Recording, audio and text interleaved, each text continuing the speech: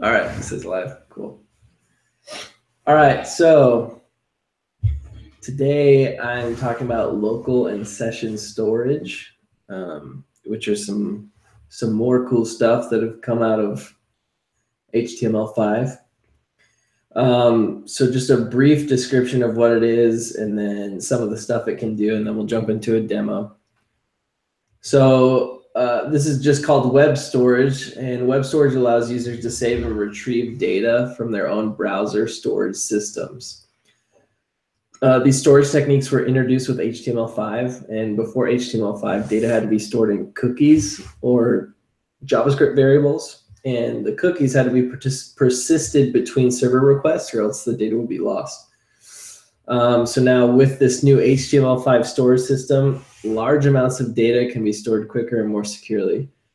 And I don't know if you guys have ever dealt with cookies before, but it's a huge pain. So local and session storage is like a savior for most people.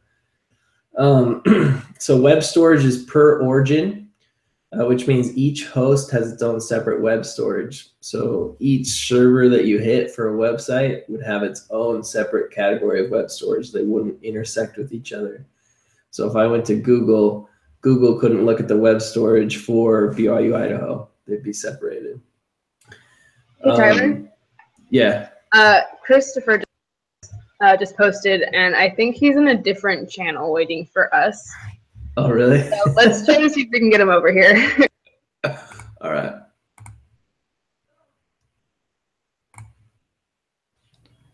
Just a quick question about local storage. This is HTML5 handles all this, right? Yep. So I guess then the way that you're accessing it, you can access it through JavaScript, and I guess you could access it directly from HTML too. No, you need JavaScript. Oh, okay. So JavaScript is the main in and out for it. Yeah. All right. It's the only two. There's no other way to access it besides JavaScript. It's really fascinating. I don't know. It's really interesting how much JavaScript is used, and it seems strange to me sometimes. Oh, hi, Christopher. Right. Yeah, hi there. I see it now. I don't know why I couldn't find it before. Sorry, guys. No problem. Yeah, so quick recap. We're just talking about local and session storage. We started without you, Chris, but I'll just give a quick overview. This is just an HTML5 implementation for storing data in a client's web browser. So we talked about different hosts have their own separate web storage, so you can't access another server's client's web storage. And so the two types of web storage are local storage and session storage. So right here, I have a little bit of an example. You would use it as a window.local storage or window.session storage to access either one of those. So the differences between these two are very few and kind of obvious. Local storage is data stored without an expiration date. So when a browser is closed, all the data is persisted and not deleted. So for a user to remove out their local storage, they would have to go into the browser settings and clear out their local storage for that data to be removed. Whereas session storage stores data for only one session.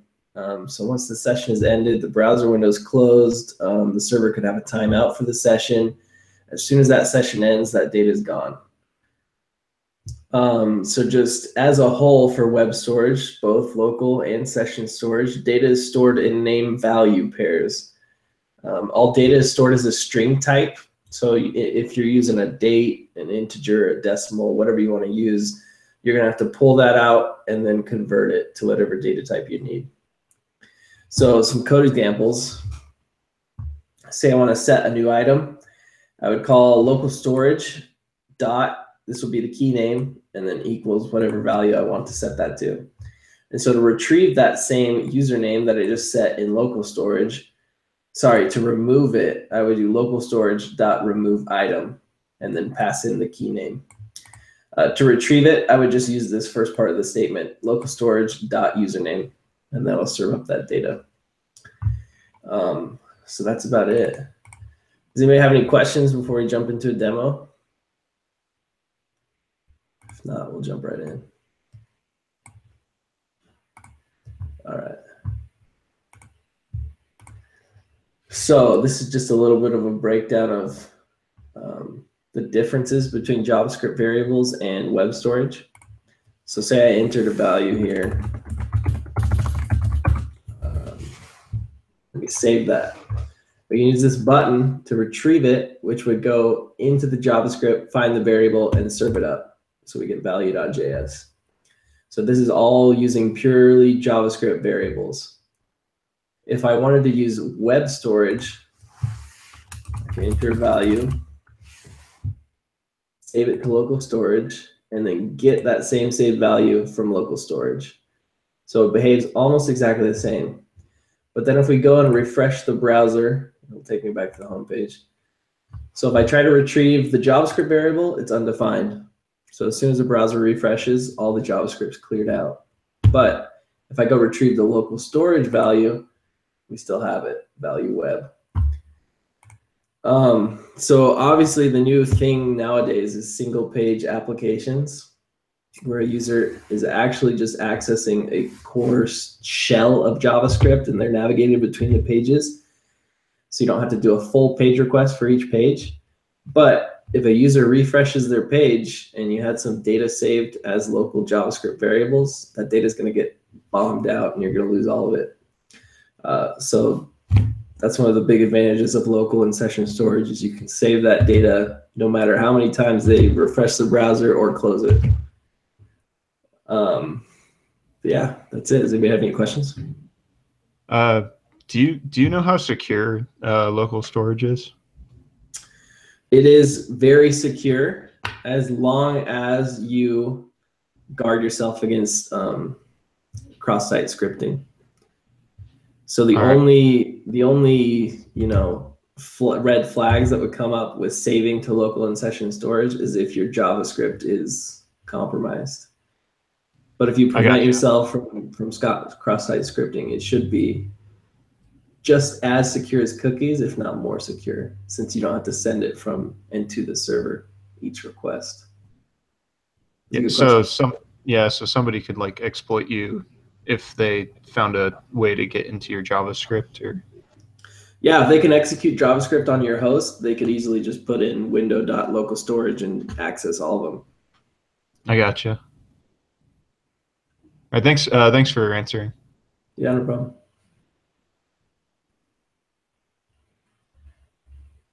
All right. Well, that's Sweet. it for me. I think it's my turn then, right? Yeah. Okay. All right. Let me.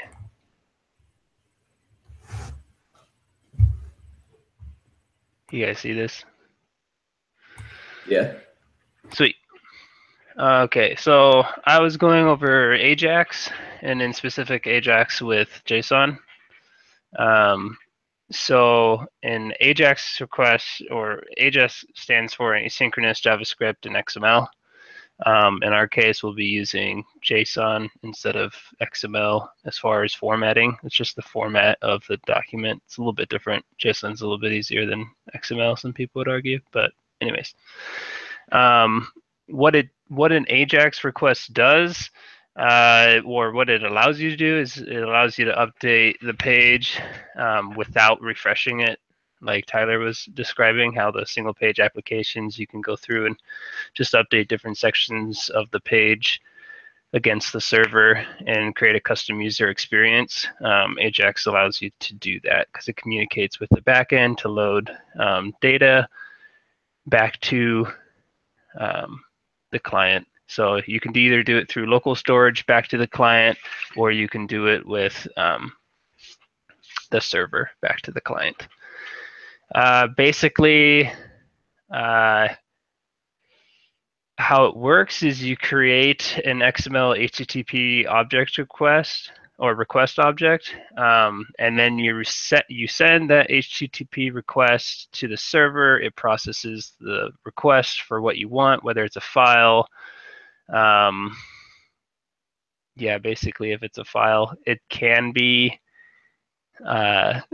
different if you're using like Node on the back end, where it's JavaScript, or you're using different backends. But if you're using like PHP, usually it's just a file, or if you're doing some JSON file, then it obviously it'd just be the JSON file. But it processes the HTTP request, and then it throws it back to the server. In the way that we throw it back it throws it back to the client. And the way that I'm talking about right now, it will throw it back in the form of a JSON back to the client, in which the client can receive the JSON object and parse it back out.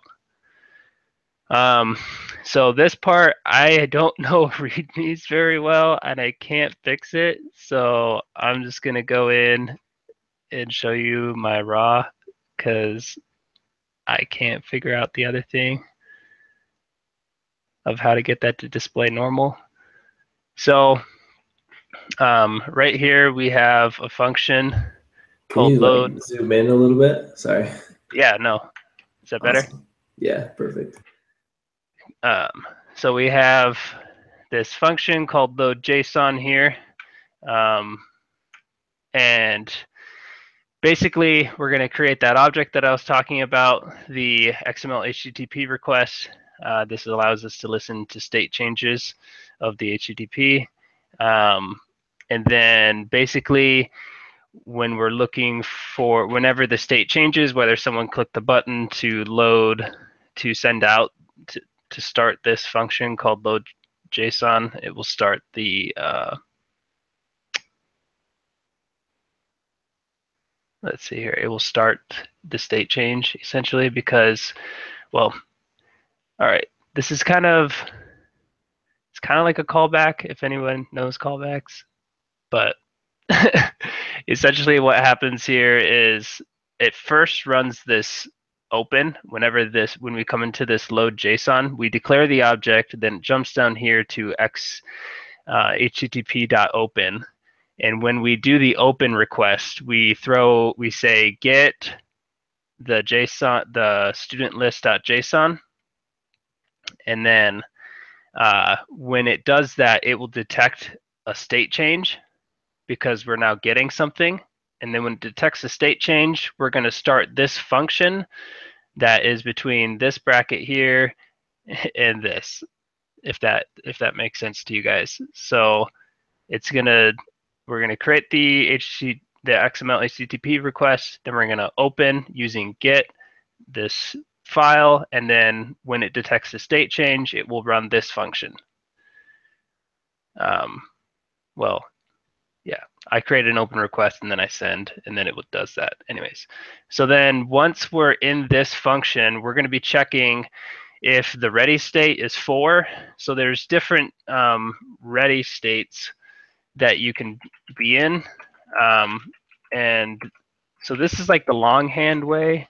jQuery will shorthand this, but because we're doing JavaScript, we'll want to do the longhand way, and it allows you to really customize responses and give good feedback to the client as to what's happening with their request. So basically 4 will say that you're in a good ready state and your status. So anytime you go to load a web page, if you're getting a good status report, you're going to get 200, which means that you were able to get the file and return it back and be able to view it on the client end.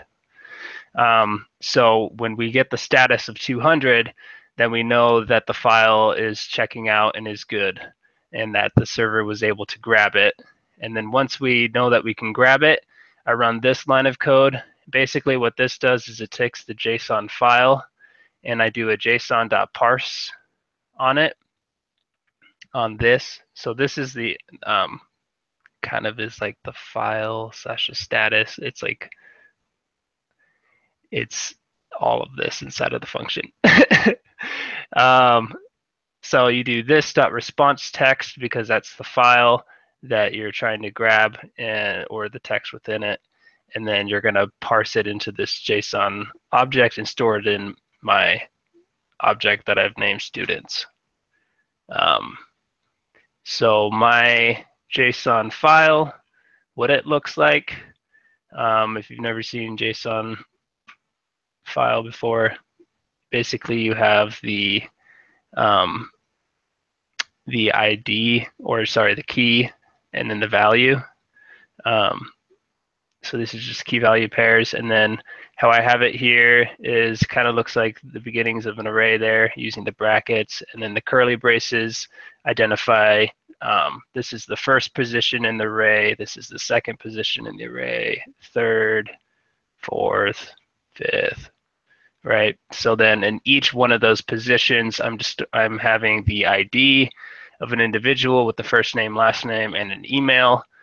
So then if I want to get, sorry, going back up to my function here. So I wanted to get student one name, or sorry, this would be first name because it would go off of this would be first underscore name right here, not just name, but it would then return to me the first student's first name. So the student's the first position in the first name. And then I would put that into a document.getElementID called demo. So that would just be like a div tag with an ID of demo, and then it would display out my first student's first name. So that's basically how an AJAX request works with JSON. You just basically will check to see that the status is good. If the status is good, then do the thing. If the status is not good, you can add in that, an error for that, or if you get a response that the status is good but something happened with the data, you can get more specific with the different errors that can happen throughout this. This is just the most basic simplistic one of just, if it's good, give it to me. Then you can handle individual errors however you want, but that's just the standard of you check for the ready state and the status. So I didn't code up an example for this because my other one that I had done earlier does it. How do we get to our GitHub pages again? It's it's your username. Is it your username or your repository.github.io? One of those. Your repository or your username. I can't remember. Mine's my username, if that helps, but my repository is the same name. Go under settings for the repository that your code is in, and then scroll down, and then What? there should be a link. Oh yeah.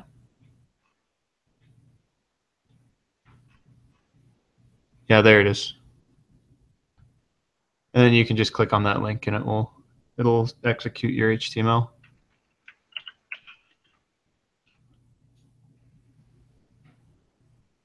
Oh, and there's also a delay to it. I should have mentioned. Okay. Yeah, so it'll take like a minute for GitHub to set it up for you. Okay, sounds good. Yeah, I've been swapping between like so I've made this one for this class, this GitHub, and then I have like my normal one, and sometimes I forget to do things on this one, and I end up doing it on my other one. Anyways, it's really confusing. I just need to figure it out. Yeah. If you guys remember my demo from week 3 at all, where I went out and grabbed the JSON file and basically it displayed the name that was in there. I did the same exact thing kind of last week, or sorry, week 3, so 2 weeks ago, because I don't know if this will come up in time. Maybe it will, maybe it won't. Probably not. But anyone have any questions as to like what happens with the Ajax request, or how to handle JSON with it? Well, I mean, Ajax simply just updates your HTML page, doesn't it? I mean, it just kind of puts things into where you tell it to go. You know, it's very much like a regular JSON where you're just putting it in the page. Yeah, so it just allows you to update individual sections of your page without having to reload the entire page. So it just creates a dynamic web page. Yeah, I'm still. I've done it before. It's been a while. There isn't necessarily any prompts that you have to do for Ajax. Well, I guess there's certain like events that can happen, and then Ajax will update your page for you. Yeah, so usually it's through a button click. So like this, what the heck? I don't know why I did that. So yeah, like the steps that I have here. So an event occurs where the page is loaded. So like someone clicks a button, or it could even be a scroll event, or it's usually when the user does something, whether they log in or if they log out or click on a button or do some kind of interaction with the page, however the page is set up. Like a typical example is form submissions. So you can submit a form and give the data back without having to change the page. So someone can submit a form and then it can give you the successful and then move on to the next thing. And like it just, that's a pretty standard example of it. Or does that kind of make sense? Yeah, it's just making it more seamless. I think what I was thinking about was the scrolling events, because like I just remember a particular example from one of my classmates where he's like, check this out. It just does it on its own. He like scrolled down. It's like, well, yeah, that's what he must have used. That has nothing to do with Ajax though, because you just call the Ajax whenever you want. So you would just have to key off of the scroll event and then launch the Ajax call. Yeah. I got you. So yeah, the scroll event would call the Ajax request function. That would then do the Ajax request. Makes sense. The only thing in this class that's kind of hard for me to understand is, well, I think just in general, I don't know if it's you guys too, but it's just JavaScript inheritance is very confusing to me. Just because, like, you know, inheritance kind of means overloading, and then yeah, I don't know, it's something I'll figure out eventually. Yeah, it can be confusing. But I think that's about it. I mean, I don't really have any other questions. Sweet. Well, other than, do you guys know when the next teacher meeting is? It's tonight at like 6, isn't it? Or there was some confusion last week about it, but I didn't really hear back about it. I am not sure. I think it is 6 Mountain. I don't know. I live in North Carolina, so I think it's like 8 or 8:30 for me or something. Right. Yeah, and he just posts the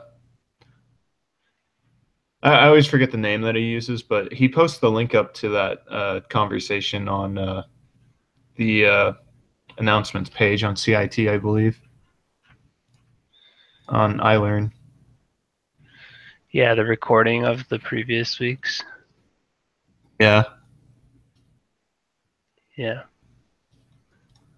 He just says in that announcement, we'll have another meeting this. It says right there, we'll have another meeting next week. Oh, not this week? Wait, no, that was week 4. So it should be this week. I don't know. It should be Yeah. tonight. They posted Should be it last week. Okay. Okay. Yeah, no, it's hard to keep track of everything. It gets confusing sometimes. Yeah, I see it here. Why make anything in this class straightforward? Maybe there's a meeting, maybe there's not. Maybe you have to turn in assignments, maybe you don't. Yeah, I really do Be too wish there easy. were due dates. Yeah. A little bit harder deadlines would be nice.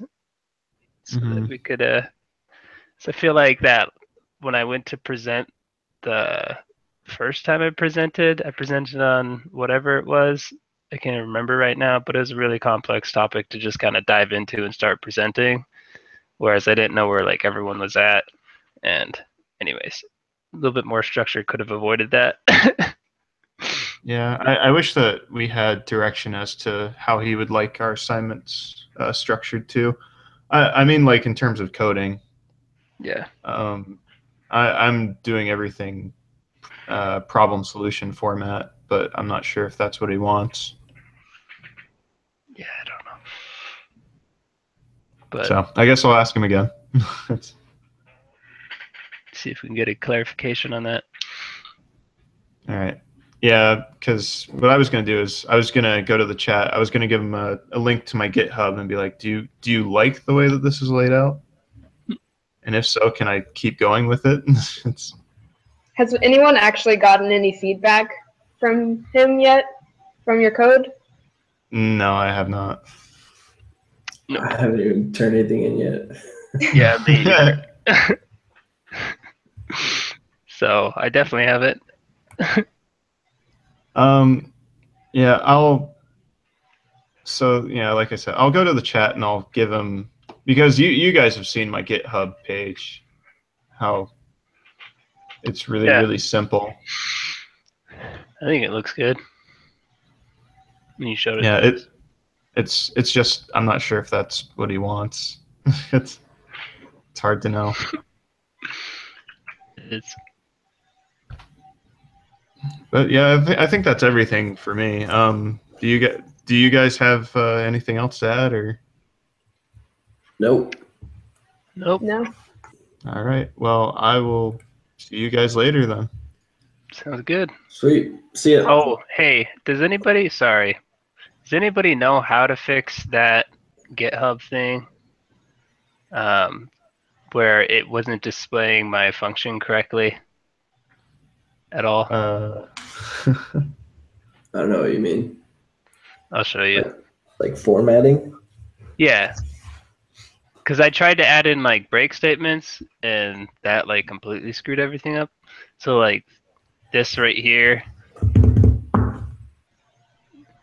it would be awesome. What does the file look like? It looks like this in my file. So if you do, if you go right above your function and you do 3 backticks, which are the things underneath escape. Um, And then after it, do 3 backticks too. That'll format it as code. okay. That Sweet. should look better. This is news to me. Oh yeah, that looks great. Well, it still has the old one. I don't know why.